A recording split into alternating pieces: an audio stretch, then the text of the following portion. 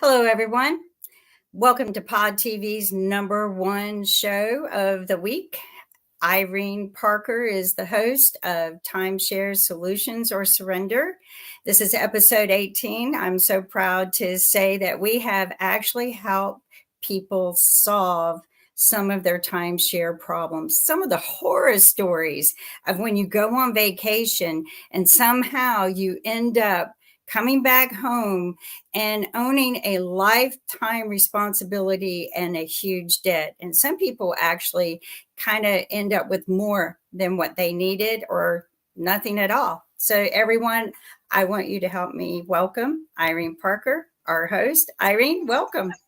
Well, it's nice to be back, and we will start with you were instrumental in helping someone resolve their Wyndham timeshare dispute, and it was our prior guest Sandra who was in an extremely desperate situation, and she wasn't the easiest person to get a hold of for Wyndham.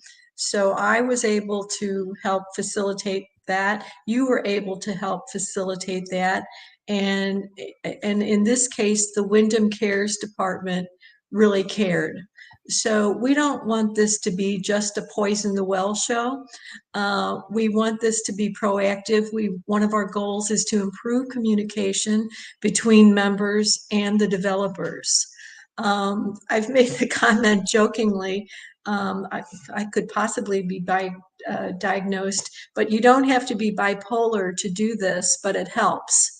So after I actually heard from Wyndham that Sandra, and she just collapsed over the phone. Well, my husband said I was in the bathtub. It was at night, so he got to break the news to her. And then it was like 30 minutes later, the phone rang, and it was another disaster. And this disaster Always. is just unbelievable. It's too complicated to get into, but then we had a second resolution. I'm going to call her Brenda because she has kind of an unusual first name. And when a developer works with someone and is able to resolve it, we want to honor their non-disclosure agreement. And she was able to resolve hers.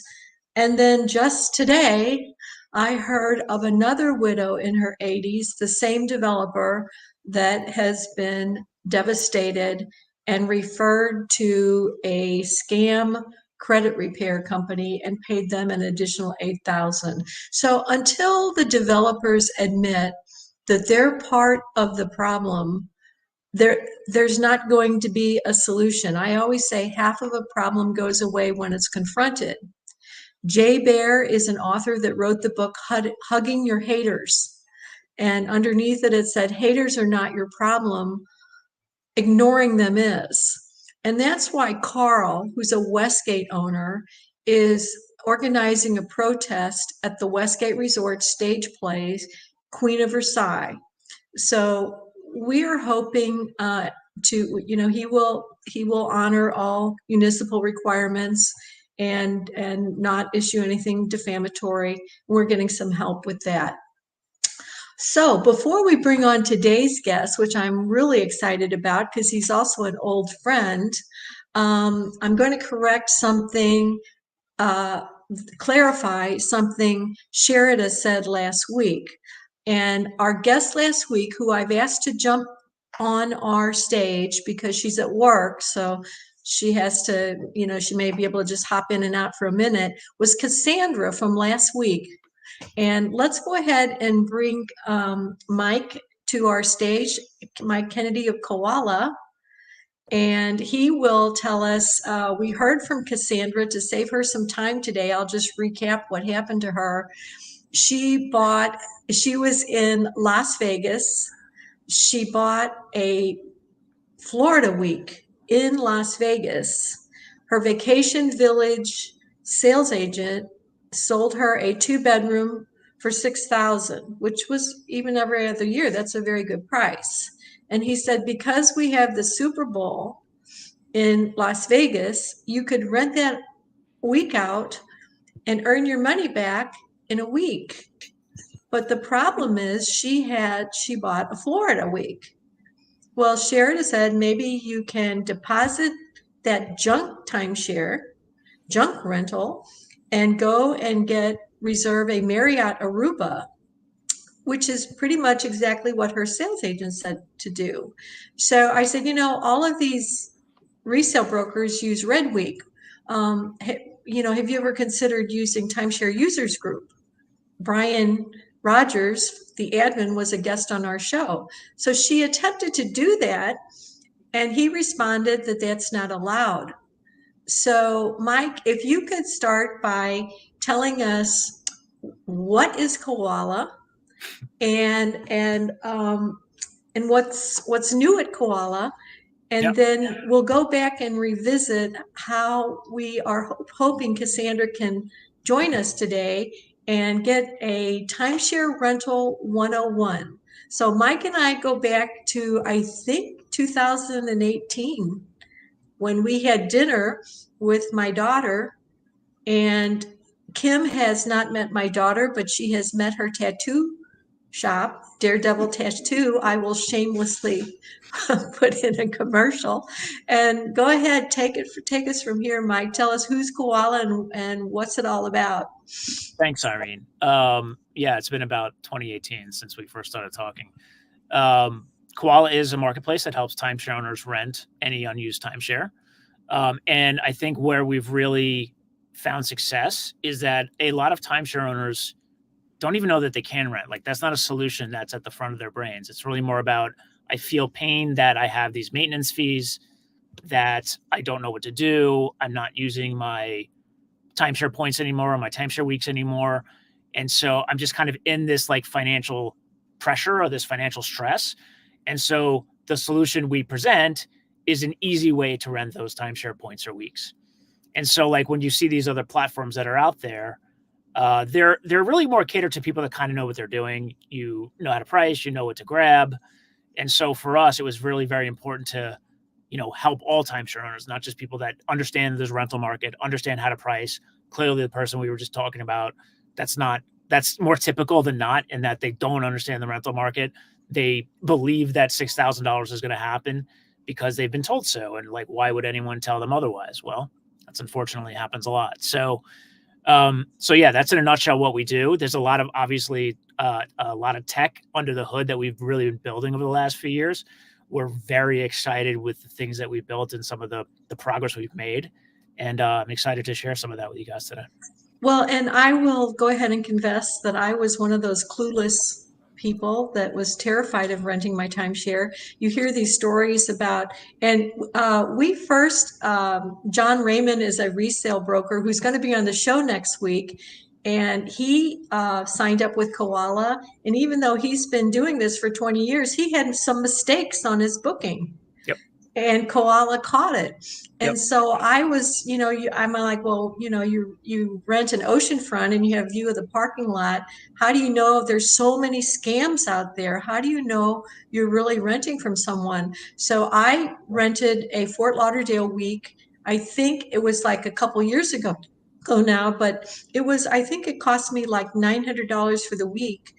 And in July or August, and when I tried to go to booking.com and rent a week, I couldn't get availability until September, and it was like $1,800 or $1,900. So I'm always looking for a deal. I'm a Diamond member. I always book 60 days or less because you can get half off on your points. And so Koala, Kim, I think we've convinced you to sign up for Koala. Yeah, let's get started and show everyone. As we say, information about timeshares can sometimes become your solution. So let's go to Koala website. Let me add it to the stage. There we go. All right. I'm over in the About section, but I'm going to go back to just the home page. All right. So, I can walk you through a couple of these things. Okay. So like, from the onset, this is obviously a very simple UX UI design. you have a search function, you have a dates function. But up top, there's stuff that's a little bit more specific to timeshare inventory. One of the things from a traveler's perspective that we've been kind of really working on and really working on getting right is that timeshare inventory, timeshare rentals are very counterintuitive to the average traveler's mindset when they're renting. The average traveler will come in and say, I need to be in this location for these dates. What do you got? And that's not necessarily the way timeshare rentals work. Timeshare rentals work in many cases. There are 7-night stays, Friday or Saturday check-ins. And so you, as the traveler, need to be a little bit flexible. And it's like, show me the deals.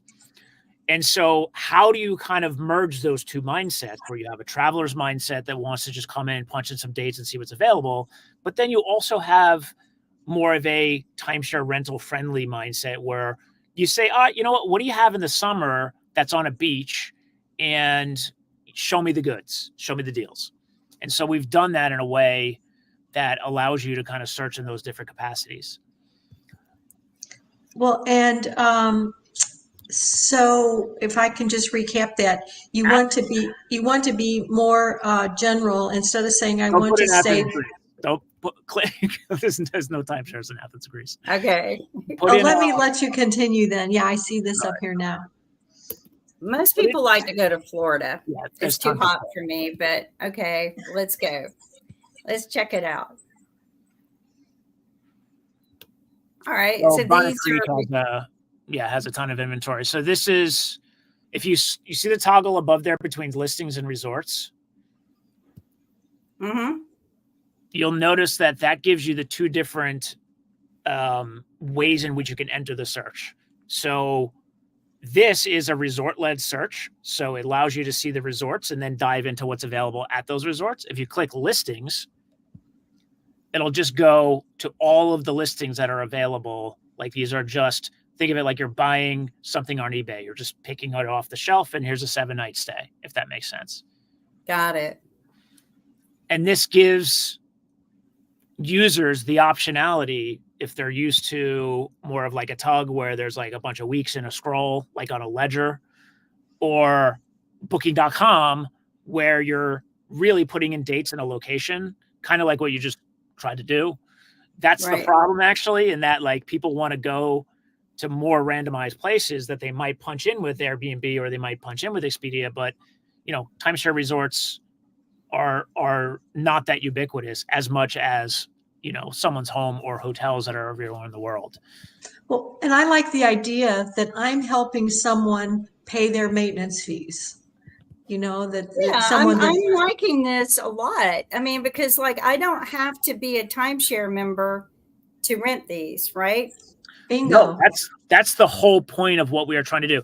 So, timeshare rentals in general are very insular in that, like, even those renting them know they're kind of in the know. Like it's if you know kind of thing.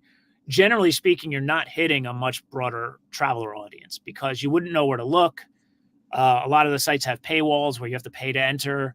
Some of them are just more arcane or, not as popular, not as available to the general traveler. But more importantly, it's because of the way the transactions are handled, in that like you're sending an individual PayPal or a personal check.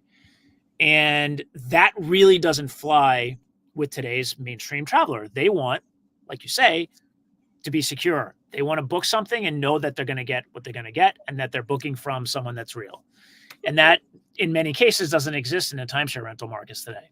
Our platform. And we just had Cassandra just joined us. If Kim, we can invite her on to the stage for her timeshare koala rental 101. Got it. Yeah. And Mike, how do you welcome Cassandra, welcome back. How do you know that what we pick to rent is accurate? What we're renting is what we think we're getting is what we're really getting. So we've verified all of the hosts, the owners. We verify the listing. So the dates, the unit, the category, everything, it's verified through some sort of confirmation process. And more importantly, we handle the transaction, which means we withhold funds until after the check-in. We are not asking you to send PayPal to someone that could be a scammer or not a real listing or not even a real person or not saying who they are. And so today's marketplaces, why they've been able to scale to the masses, the Airbnbs, is because they protect both sides of the transaction. The travelers are protected because they know if I show up and this was not real or it's a bait and switch, I can call Airbnb or ping them and get my money back. The host knows that there's some protections for them, that if something were to be damaged in the property, they would be protected. We offer $1 million in host insurance. We have the world's only timeshare rental specific insurance policy, as far as we know, on the planet. So we actually protect timeshare owners and their timeshares up to $1 million for liability and damages. So the person that rents, like Cassandra, as we're using as an example, with Vacation Village at Weston in Kissimmee or Orlando, if we could use her as an example. And so what you're telling me is that I don't pay for the listing until I check in? No, you pay. We are an escrow. So we act like an escrow. So just like Airbnb, right? So if you go, the traveler's already paid, but funds are released from the escrow in 48 hours after check-in. So we make sure everything went well, and then the owner gets their funds. And that's when the owner gets paid. So let's take Vacation Village at Weston, and can we put that in there and see if there's any of Sandra's type of what's available for that resort? Would there be some rental listings for that resort? It's possible. I haven't checked. Kim, are you fluent enough with the website to check Vacation Village at Weston? I'm going to do that right now. Hold on just a second. Maybe you don't want to share this part. And Cassandra, I before decided to sign up while you guys were talking. All right. I like to do that. Yeah, a new koala client. So, and Cassandra, I already gave them the heads up on, and I'm sure Mike Kennedy would agree that it's ridiculous to be in Las Vegas at a Vacation Village resort and buy a Florida week and turn around and rent.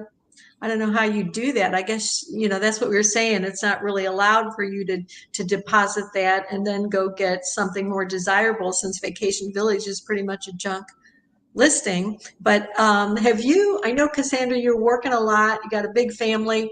Have you been able to go on the Koala website at all? Or what have you learned so far about renting? I'm going to go on the website today and sign up. Okay, so you'll get some good information today about how to do that. And now, was this your first timeshare purchase ever? Yes, ever. Okay. Yes. Okay, so it's like, welcome to our world here. And again, we're going to do a thing. We're going to turn lemons into lemonade and see how we can make the best of it. How do we help Cassandra at this point? Pretend like I'm going to use this, but you tell me what she should do. What Cassandra's experience is unfortunately what a lot of owners experience, which is that the salespeople anchor a price to the purchase or some sort of rental income to the purchase. And this in turn has created a lot of friction between the concept of timeshare rentals and developers themselves, right? Like, I fundamentally believe, which seems pretty obvious, that timeshare rentals would help the industry because it creates liquidity in a product that doesn't have any. It makes the product better, and it makes particularly the younger, more tech-savvy generation considerably more likely to purchase a timeshare. Like, I know they're almost not buying it at all, like the younger generations, in many cases, because of all of the reputational damage that has occurred. Now, again, some of that's getting better. The clubs have gone a long way to improve reputation and to improve the product and all that. But this is still a major problem in that it is widely known that there are liquidity issues, meaning they can't sell it. It's hard to get out of. You're spending money that you're never going to see again and all those things. And so it's very natural for a salesperson to say, but here's a way to get liquidity out of something that doesn't necessarily exist. And there could be some truth to that, but when you start anchoring it to a price, then it becomes a problem. That anchoring bias essentially means that in your head, you have to get a return on X to even make this purchase financially viable. So if you're buying something for $6,000 or $60,000, there needs to be some viable returns that you're getting. So i.e. you have to rent it for $6,000. for it to make sense. Yes, and we need to do a disclaimer that not all developers allow renting. And not all developers allow renting, and a lot of them right. have different takes on it, and it's it's a lot to kind of navigate. And obviously we are a platform that facilitates a transaction, so it's really up to the owners to ensure that what they're renting is eligible for third-party rental or guest certificate transfer. But yeah, they're to some degree, they are apprehensive about embracing timeshare rentals, and a lot of it is because of the way it could get out of control in presenting as a potential income generating investment. And it's a competition to them. Like, they want to do their own rentals, but in the case of Wyndham, the people that I've talked to, the Wyndham program hasn't worked for them because they'll deposit a week and they'll only rent 4 days, and then Wyndham keeps 40%. Now, back to Cassandra, is Kim able to type in their vacation village at Weston and see what pops up? I just sent you the link, but you can do it. I sent you the link in the chat. It's a whole resort page. Oh, okay. Kim, yeah. She's looking for that. And Blue Green has gone the additional step where we are overwhelmed with complaints about this. Just like Cassandra, the sales agent either sold us more points or told us we could make our maintenance fees back. And then now Blue Green is suspending accounts, accusing people of commercial activity. And we know for a fact, a couple of them in no way was commercial activity. Okay, yeah. Now what do we have up here on the screen? That's just the resort page. So you have images. You can scroll down. You'll start to see listings. Okay. But again, to your point, I think the commercial use thing is really complicated and very nebulous. And I think that I'm not sure how a lot of people can identify that, because it was my understanding and always been our understanding that, commercial use means you're renting it as a business and for profits or gains. And so generally speaking, our owners are using it to cover or offset some of their maintenance fees, which again, not only benefits the product itself to have that sort of outlet, but benefits the owners that are in the system right now, because it gives them some way to continue paying those fees. And of course, makes it more attractive for the younger generations, i.e. their children, to want to take that over and inherit it. Now, what's the difference between renting points and renting a week? Because Cassandra has Cassandra, you have, I believe, a floating week, or do you have a specific week? Do you know? I have a floating week. Okay. So when Sherida was talking to Mike and to Cassandra, she suggested that Florida, you would want to you would put a listing up for January, February, or the spring break, March. For some reason, President's Weekend is a high demand. Off season in Florida is like September, October, November, which is when I always like to stay, because there's deals everywhere. And tell us what you actually bought. What kind of unit did you buy, Cassandra? It's a 2-bedroom unit. Every other year? Yes. Okay. And so off the top of your head, Mike, do you agree with those periods that I suggested, that Sherida suggested? It's very relative. You're talking about something that is very subjective. So, for example, January and February, obviously people want to go to the warm weather. That's a very peak season if you're talking about the Caribbean, talking about places that have beaches and very warm. But if you're talking about New York City, it was our off season when I worked in New York. So, again, very subjective, but I would say generally speaking, if you're looking at booking something in Orlando, you want to be booking in the winter. I know, like Christmas time, that area, families want to go to the Universal theme parks or Disney theme parks. But again, you have to, every club has their own rules and regulations about what they can and cannot rent. So you have to make sure you're within those guidelines. And, we're not in the business of telling people what they should or should not rent. We're only telling people this is what's out there in the market, and they on some level need to do their own due diligence. And how will the koala people guide Cassandra, are they allowed to help her suggest a listing price, or will she have to do that research on her own? It depends. We have, if you want to list yourself for free, it's a totally free process. You go on, you put your price in. That would be unassisted. We do have VIP memberships that get a little bit more involved as you go into the VIP membership tiers. It's just really what matters. There are easy ways to find market comps, to find pricing. You obviously want to see what's out there in the market. Sometimes you could find the exact same unit on a different website through the developer.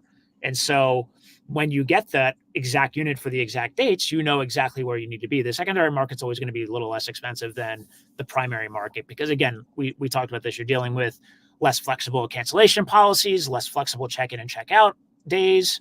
So, and you're renting directly from an owner. So even though we de-risk it as a platform considerably, mentally there's still more risk than if you're just booking with the actual resort. Mentally, we do enough to make it completely foolproof, but at the end of the day, people feel more comfortable sometimes. So for all those reasons, you need to be very price sensitive when you are pricing, but it gives you a good barometer or a threshold of what market rates are, and you could go from there. Yeah, and I want to issue another warning today because I am inundated with phone calls from people that call, and I've warned Cassandra about this. Oh, you have some vacation credits. And I've heard from any unsolicited call wanting to rent or sell your timeshare is a scam. Mike, would you agree with that statement? It's not even agree or disagree. It's objectively a scam. There are no bonus weeks. They don't exist. The only bonus weeks that exist are in your exchange companies. Sometimes as an exchange company affiliate member, you have access to less expensive weeks that are like these kind of bonus or extra weeks, but they're cash rates and they're for you. They are not for you to rent, and you still have to pay cash for them. You don't get paid cash for them. So this idea that there's these floating weeks out there that you don't even know you had. Can you imagine if someone called you and said, "Hey, I'm going to buy those 4 cars in your driveway. Here's 20 grand." You're like, "What cars?" You're like, they're there. Don't worry. Like, no, they're not. They're not there. There's no bonus weeks. Please stop falling for this. People are out thousands of dollars. The trick is that they get you to pay like $300 or $400 per week, and there's usually like 6 magical weeks out there. So you're paying thousands of dollars up front to get some return of like what, 6 to 8 grand is what they're saying. Now you can become one of our undercover sleuths, Cassandra. And what I do if I'm in the mood is I will interrogate them. Give me your first and last name. What is the name of your company? We're from the rental department. No, your company must have a name. Give me your phone number. Is there a phone number I can call you back? And then click, they're gone. But now with Cassandra, she doesn't know where to begin. At one of your levels, can a koala representative suggest to her what would be a good listing, or is that like you need a licensed real estate agent to do that? You don't need a licensed real estate agent to tell. Again, it's based off of seasonalities. This is just market insights, meaning that we know what people are looking for. We know what average price points are. We have tons of data over the years of people using the platform. And so we're able to kind of collate that data and offer that in a way that gives our members a lot of insight onto what to book. And in some cases, we'll really guide them to that direction. Well, and I think this would be a good time if we could tell Cassandra what are the levels that you referred to, and let's see if we can figure out what would be the best level for her budget and the expertise that she needs as a new timeshare rental person. Sure. So if you want to go to memberships, if you scroll to the bottom on the footer. I don't know if Kim might not be able to hear us if she's not on stage. I guess she can. So there's a link to memberships if you just scroll down. Oh, there she goes. See, go back up. Right there, memberships. It's right above Koala Pro. This is great. It's like a college class in renting. So again, these are just the paid tiers. We have completely a free option where I always recommend you want to start at the free option. We we launched these memberships because some owners just need more help. They need more time. They need assistance. They need more tools. In some cases, they want us to do everything for them. We have a full service concierge where it's just this white glove concierge service. You don't need to think about anything. And depending on what people want or need, you can choose from these different variables or different membership tiers. You can always start for free if you're not sure. Again, I say that because when you're spending money, especially in this industry, you want to make sure you're getting value. We want to make sure owners are getting value. And the VIP members are more likely to get bookings. They have a much higher likelihood of getting a booking if you're a VIP member versus if you're not. This is just a stat that we've seen on the platform because we're able to. Was that 3 levels? Yeah. If you just want to go back and, all right. So go scroll up if you don't mind. I'll show you the 3. Yeah. No, sorry. Yep. This. So you have your gold, which has hub access. Hub is an interesting product. It's only for a couple specific brands. And it allows owners to fulfill booking requests. And one of the things we heard was when we first started, when you look at all the platforms that are out there, because you have to go in and if you have a floating week, you have to go in and book something. And sometimes there's a fee associated with that, or sometimes there's some risk of loss. And we had owners emailing us every day. So look, I can book 80 different resorts. I can book all these different times of year. Like, tell me what travelers are looking for. And so we built a product that really followed that mindset. So here's what they're looking for. You can just fulfill it and respond. And I think, and $199, I see it's reduced from $249. That's per year too. That's just per year. It's not a lot of money. There's a lot of value there. The verified profiles and things like that give people some confidence. There's also a product called Suggested Listings that's in there that gives people some ideas of what is like the most searched pieces of inventory. And then going up to the Platinum VIP is Koala Concierge, which is what we spoke about. You have some heightened customer service access. So again, these are people that really want their hand held. They really want to, either they just don't know what they're doing, they have no experience and they have no desire to learn, or they're just busy and they don't want timeshare rentals to be a second job. And it's just like, here. And we really can get in there and help them with that. Koala Pro is something we're working on now. That's, we're looking at everything from, small businesses to enterprise connections. There's a lot of connectivity and a lot of technology under the hood. When we were first looking at, management of timeshare inventory and distribution of timeshare inventory to different platforms, different travel sites to get, eyeballs on them, there was really nothing that was specifically built for timeshare. Everything was either built for vacation rentals, which is very different type of inventory, or hotel APIs. Hotel APIs are what small hotel chains connect into to be shown on booking.com or Expedia, if that makes sense. Yeah, I have a interrupt you again. I have a real criticism with Sell My Timeshare Now and timeshares only. And we had a prior guest on, Judy, that Cassandra, and I'm in the same thing. I have no clue about, want to rent and what to rent something for. And so, and this has happened many times where she said, why don't I sell my points for $1 a point? And that, this was Sell My Timeshare Now said, well, that sounds like a good price. To me, that's suggesting a listing price when Blue Green points sell for about 10 cents a point. And so she paid $800 or something, which is overinflated.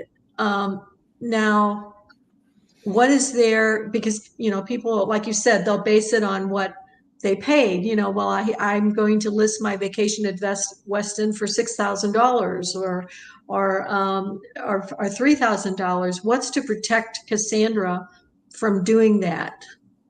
We protect her. We absolutely protect her.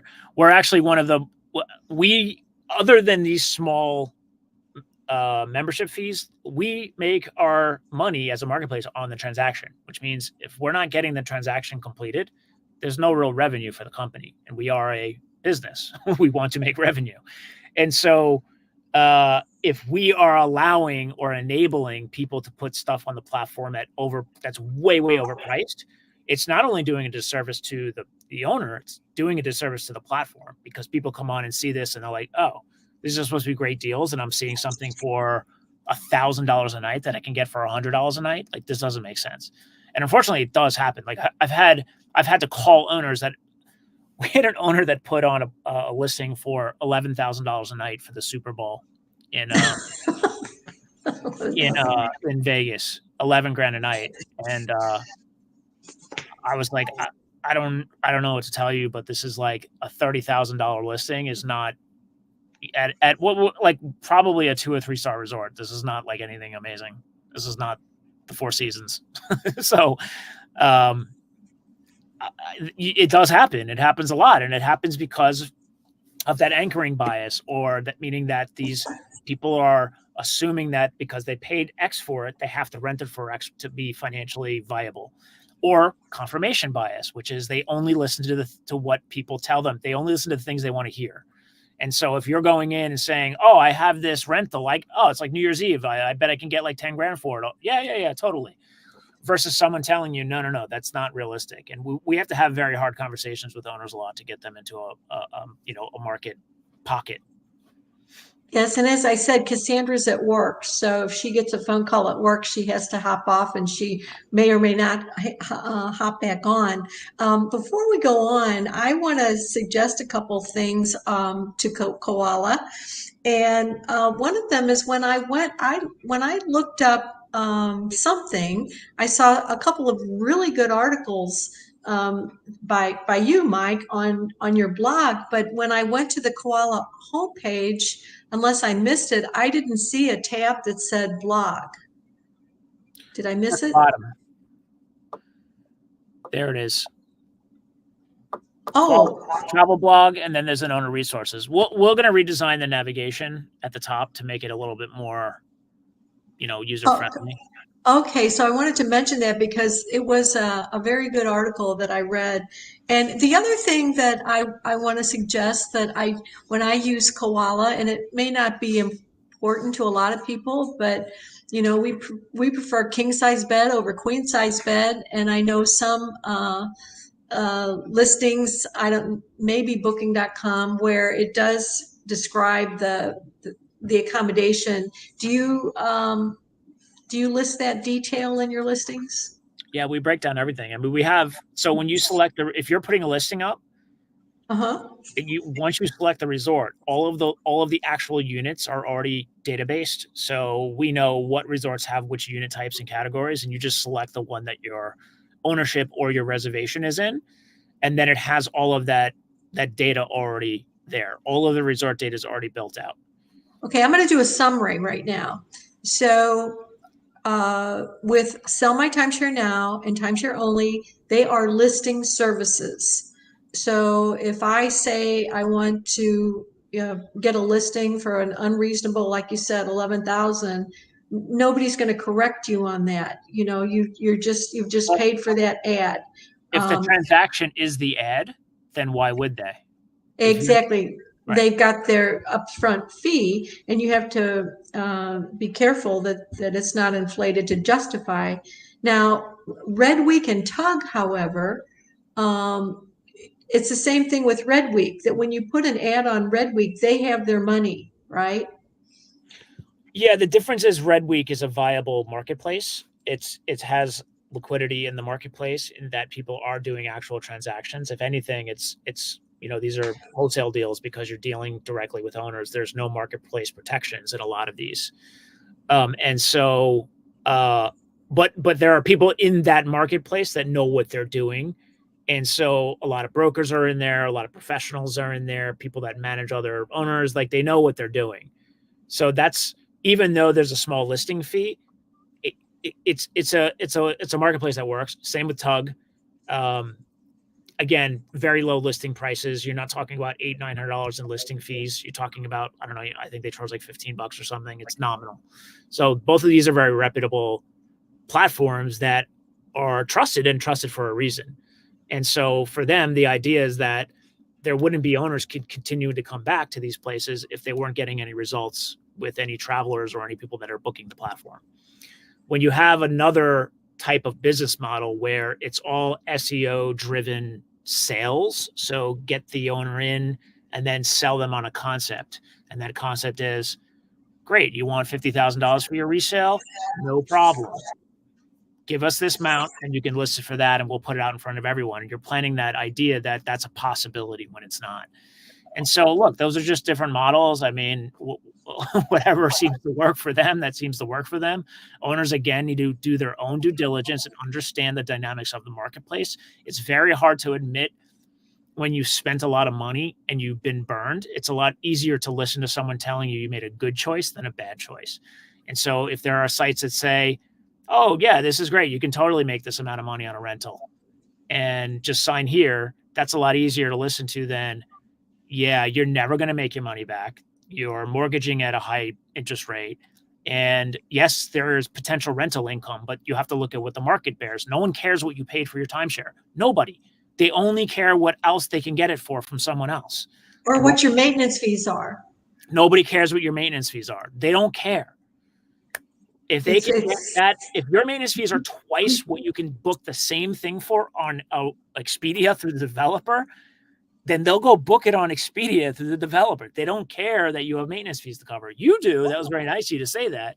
But most people just don't care. They care about market competition and competitive pricing. What else? One thing I care about is customer service. Good customer service is, of course, but very important to me. And first thing I do is I go look. You've got a chat bot, but you also have two other means of contacting: phone and email. And today's time, that doesn't happen very often. Everything's AI. And we have AI coming soon, but that's a whole other conversation. Oh, okay. A human or a robot, like whatever you want to do. No, well, I mean, I like human interaction better. I'm old. Oh, yeah, but it's really about time to answer, because sometimes someone will email us from another country and it's like our team is not on, and it's like a very simple, solvable thing. Like, what is your fee for a successful route? What's your commission rate? Like stuff that a robot actually could answer. AI could easily answer it, and in a way that is very effective and very hospitable. Of course, there are owners that are like, I'm nervous about renting and I'd like to speak to someone. Like, that's not going to be AI. That's going to have to be one of our customer success people. Right. So, but what that AI does is that solutions, and I think it's really one of those things that provide a positive outcome with for people who have no other outlet. So it's very good. And is it easier? Like, I call it your grandmother's timeshare, the fixed weeks where either you, like my daughter has an ad up with Maui Hill, but you told me, and it makes sense, that the Maui rentals are down because of the fires, unfortunately. And it's a real dichotomy. It's a real dichotomy because on the one hand, and we were supposed to fly the week of the fires and stay there. And so on the one hand, they need the money. On the other hand, you were vilified they have residents that need this. So we ended up donating that week to somebody that was displaced. But, I really hope that Maui, they need that tourist money. Sure. Have you been seeing at least some Maui rentals? It's ticking back up for sure. I mean, we do a fair amount of business in Hawaii, and Maui's certainly, and obviously depends on where in Maui we're talking about. Yeah, and I want to do a deep dive on two things, and they might be a little more complicated, so I want to jump into one. I did a deep dive on Marriott, and I'm told that it's not all Marriott properties are good to rent, but they have some good properties to rent. If you rent your Marriott trust points, I believe they call them, you probably will not make your maintenance fees back. But if you have a Newport Coast, Aruba Surf Club, Summit Hilton Head, you probably can earn more than your maintenance fees, and they don't have this Gestapo force out there throwing you off. They have a new rule that any owner can accept $20,000 in their account from another owner. you have any comments about, would I you have a agree lot of with comments that? about that. Well, it's 20,000 points because they used to just transfer all the points into different. So now they've limited it. Look, I think marriage. I believe there should be regulation around renting. I'm not saying there should be a free for all and everyone should just rent anything and owners should just be like, amassing a bunch of inventory and taking that stuff away from people that want to take vacations. What it should be is allowed on some level and regulated on some level. And the way Marriott has approached it is good. And the way they've always approached it is really more baked into their culture. Like if you bought an Aruba Surf Club week and you have that for a long time, you could rent that and actually make money on it. I don't say that as like a salesperson trying to sell you. Like I just know people are doing it. And same thing with Newport. These are very healthy rental markets and there are plenty of comps. So people don't have to guess what the market is. Whereas if you're renting something that doesn't have a healthy rental market, you're kind of guessing. So I think that's done really remarkable things for their sales process. So when you look at Disney's another great example. When you look at these two companies that have very more healthy approaches to owner rentals, you're seeing a much healthier secondary market. And that makes the process for the primary sales much, much easier. It's a hard stop. And I think that developers need to look at that and take note because their sales and marketing process, it is filled with objections and filled with friction. And in some cases, you're talking about up to 45% of the purchase price just going to sales and marketing. Now, why? It's because organically, nobody wants to buy a timeshare. I'm sorry, I hate to say that because it's a good product, but that's the truth. You have to be sold a timeshare. You don't walk in like you're walking in off the street to go buy something, a piece of clothing you've been eyeing up or a car that you've wanted. You go in there because you've been offered a free vacation and they sell you one. And that's why it costs so much to buy a timeshare. But when you look at the stories like DVC, or you look at even some of these Marriott stories, people do go into like, you haven't even married Aruba Surf Club weeks. I mean, the proof is in the pudding. And I think that tells you everything you need to know about giving owners some empowerment and giving them some liquidity to, again, offset costs, make some money, buy something that feels like they own it. Does that make sense? And I'll quickly add one thing about these trust points. I'm on the fence because like the new style is all these trust points, but they're stripping away a lot of like some of the more tangible value that some of these either floating or fixed weeks had. So when you owned a ski week, it wasn't as quote flexible, but at least you had like some value to it that was more tangible. So I don't know. We'll see what happens there. And they're gobbling up those fixed weeks and floating weeks. Like Pac-Man, for those of us that remember Pac-Man, with right of first refusal. Yeah, I wrote a blog about trust points, and I'll yeah. We'll give us. I would like to know more about trust points, and I'm sure our viewers would too. Unfortunately, it comes back to just information asymmetry and knowing what you're doing. If you're trading in a fixed week for points week, like trust points, like why are you doing it? What's the value? And just know what you're giving up. Well, and I didn't have to worry about not having enough to talk about in this hour, so I saved the most complicated question for last. Okay, Hilton Grand Vacations purchased Diamond Resorts and Blue Green Vacations. Diamond is don't rent to anybody, no way, no how. Their rules say you cannot use a third-party site. You cannot rent to someone you don't know. Hilton Grand Vacations allows rentals. And they have, when you buy a Hilton product, you get a deeded week and you get accompanying points. Blue Green has this Gestapo, don't even think about renting mentality right now. And people are getting extremely confused about Blue Green Diamond. And what makes it more confusing is it used to be called Diamond US Collection Points. Then they have the Hawaii Collection Points. And now it's just called US Collection Points. So you have Hilton sales agents selling Diamond points, but they're equating them with Hilton points, and they're not the same. I know. I think, is there a question there? Can you help unravel how has Koala been handling these rentals with Hilton, and do I get that accurate that you can rent the deeded Yeah, weeks? correct. Mhm. So again, we're a marketplace and a platform that facilitates a transaction.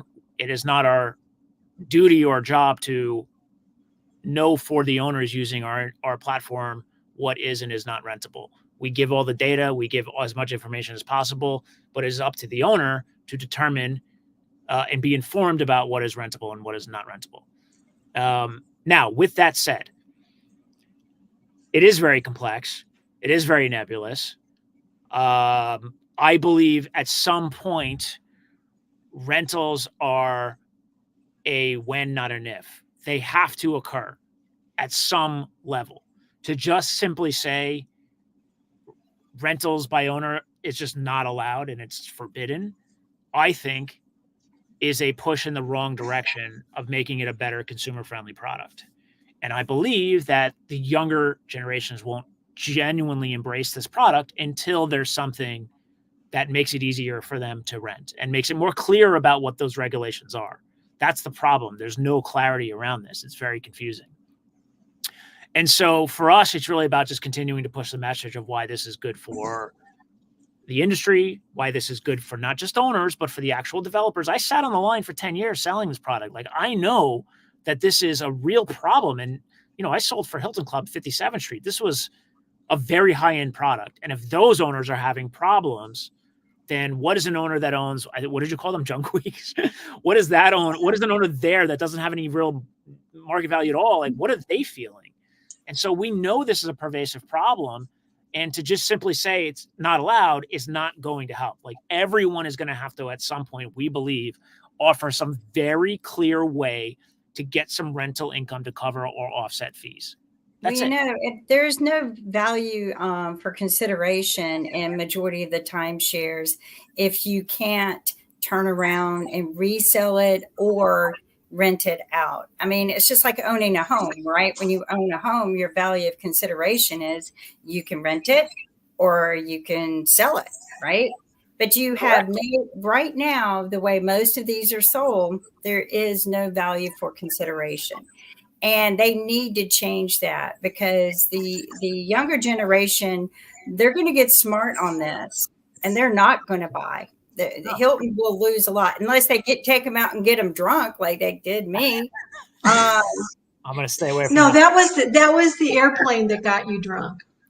Well, the airplane, and then they lured me in knowing I was really wait because I told them I really don't need to be doing this because I had way too many drinks on my way here.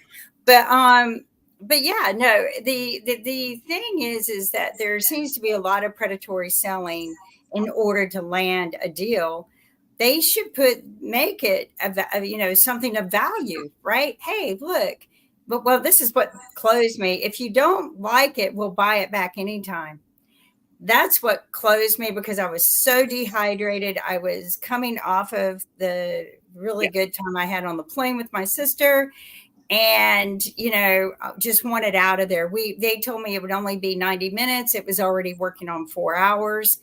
I was hungry, tired. And they said, "We'll buy it back." And I'm like, my sister slaps me like this, and she goes, "There you go. You have nothing to lose." and she works in lending. Yeah, she works in lending. And she told them up front, "No way, no how, no way." So they told you that. Well, here's. I mean, not to belabor this, but unfortunately, what they say is in all the contracts are. Essentially, don't believe anything that was told to you orally. It's all what's written in this contract. Well, the contract says that, but they tell you a lot of things and you're tired, drunk, vacation brain, ready to get out. I get it.